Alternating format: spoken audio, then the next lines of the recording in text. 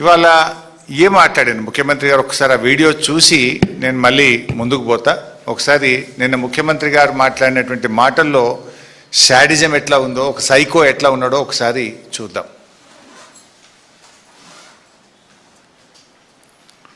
దాంట్లో దిగమను, దూకమను, రాయి కట్టుకొని దూకమను, శని పోతుంది. ఎందుకంటే ఇట్లా పాపాలు చేసి ఇంకా ఎక్కువైనాయి. వీళ్ళిద్దరికి బెల్ట్ ట్రీట్మెంట్ ఇస్తే కానీ దారిలో పడరు. వాళ్ళిద్దరికి బెల్ట్ ట్రీట్మెంట్ అవసరం ఉన్నది. ఏమున్నది, వీళ్ళని కోసి రక్తం చల్లితే పంటల మీద అదే పండుతుంది. ఎందుకంటే వీళ్ళ బలుపు కొవ్వు చూసింది కదా. రైతుల పంట పొలాల్లో నీళ్లు బారించండి ముఖ్యమంత్రి గారు అంటే మా రక్తాన్ని బారిస్తా అని రేవంత్ రెడ్డి గారు మాట్లాడుతూ ఉన్నారు. ఇది ఒక ముఖ్యమంత్రి మాట్లాడాల్సిన భాషన? నీళ్లు కావాలని మేము అడిగితే రక్తం కావాలని రేవంత్ రెడ్డి అంటుండు.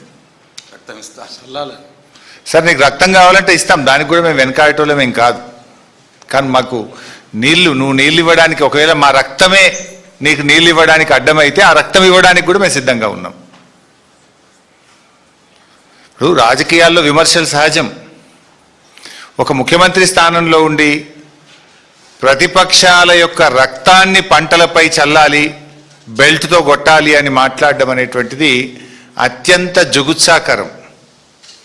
ఆయన రక్త పిపాసి మనస్తత్వానికి ఇది నిదర్శనం. నేను ఎక్కడ మాట్లాడిండు? ఆయన బోధి పెవిలియన్లో మాట్లాడిండు. పేరేమో బోధి పెవిలియన్. మాటలన్నీ హింసను ప్రేరేపించి హింసను తలపించేటువంటి మాటలు నిన్న ముఖ్యమంత్రి గారు మాట్లాడినారు.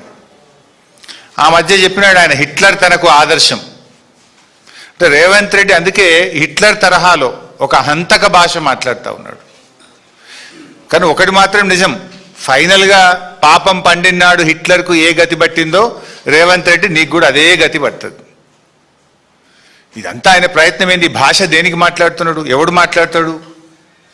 ఫ్రస్ట్రేషన్లో ఉన్నటువంటి వాడు, విషయం లేనటువంటి వాడు, సమాధానం చెప్పలేనటువంటి వాడు. సమాధానం ఉంటే, విషయం ఉంటే, పరిజ్ఞానం ఉంటే, సత్తా ఉంటే విషయం మీద మాట్లాడతాడు. ఫ్రస్ట్రేషన్ కనబడతా ఉంది నీ లోపల. నువ్వు జారుడు బండ మీద జారిపోతా ఉన్నావు, నీకు ఓటమి తప్పదు అనేటువంటి ఒక ఫ్రస్ట్రేషన్లో ఊగిపోతా ఉన్నావు, బూతు భాష మాట్లాడుతూ ఉన్నావు. నిజంగా నీకు విషయం ఉంటే విషయంతో ఒప్పిస్తావు, మెప్పిస్తావు. విషయం లేదు కనుకనే బూతులను అందుకుంటున్నావు అనేది ఇవాళ రాష్ట్ర ప్రజలందరూ కూడా అర్థం చేసుకుంటా ఉన్నారు. ముఖ్యంగా ఇప్పుడు మీరు ఆ భాష చూసినారు, ఇంకా చాలా ఉన్నాయి. అసలు పిల్లలు చూస్తే, టీవీలు చూస్తే పిల్లలు ఖరాబ్ అయిపోతారు.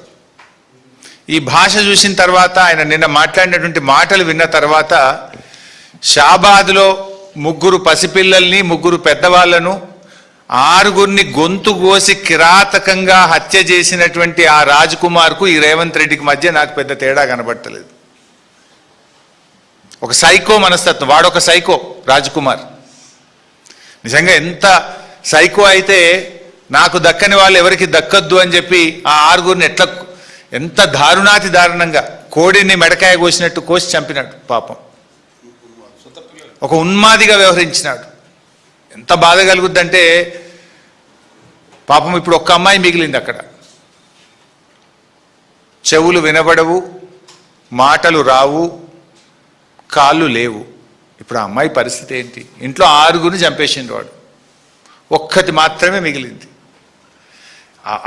ఆ బిడ్డ, ఆ చిన్న పసిపాప, ఆమె కూడా పెళ్లిగాని అమ్మాయి. ఇప్పుడు ఆ పిల్ల పరిస్థితి ఏంటి? ఇంత జరిగితే పక్క రాష్ట్ర ముఖ్యమంత్రి స్పందించిండు ఆ సంఘటన మీద. కానీ ఈ రాష్ట్ర ముఖ్యమంత్రికి కనీసం ఆ సంఘటన మీద స్పందించలేదు ఇప్పటిదాకా. ఒక సీనియర్ అధికారి, ఈ రాష్ట్రానికి చెందిన ఒక ఉన్నతాధికారి, పోలీస్ అధికారి, నిన్న గోల్ఫ్ కోర్సులో హైదరాబాద్ గోల్ఫ్ క్లబ్లో గోల్ఫ్ ఆడుతున్నాడు నిన్న మధ్యాహ్నం.